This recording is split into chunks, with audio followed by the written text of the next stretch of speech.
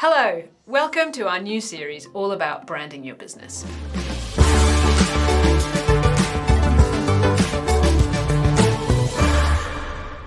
I'm Jess and I'm a design educator at Canva.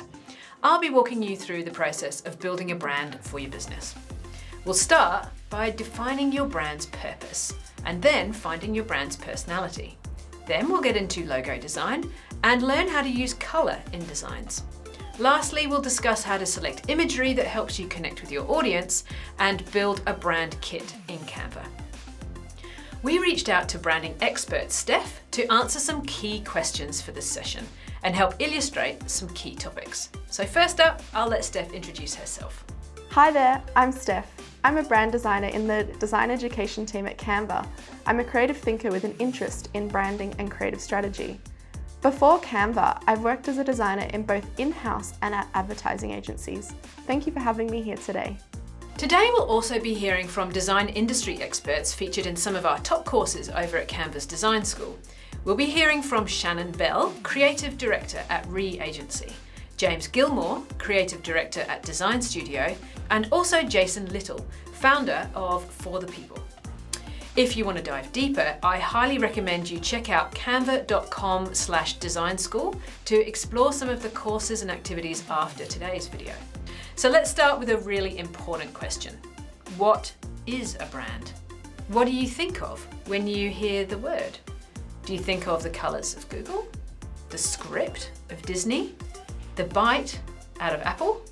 These are all brands we know and love. So is your brand basically your logo? We asked Steph to explain. That's a great question. It's something even experienced creatives can struggle with sometimes. Yes, part of having a brand is having a logo, and branding is putting that logo on different things, but there's a bit more to it that I'll be explaining in this session. I like to think of a brand as an identity. It evolves by how people experience and perceive it. Try to think about brands like people. You can recognize particular people by their clothes, belongings, or personality.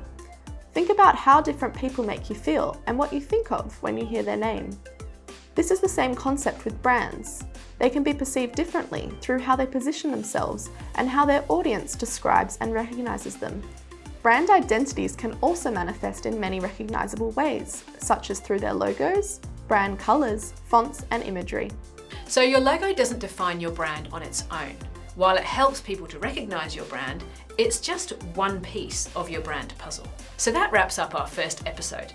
Now you know a bit more about brands, logos, and what distinguishes a brand from a logo. In our next episode, we're discussing brand purpose. This is a super interesting one, so don't forget to subscribe so you don't miss out. See you there.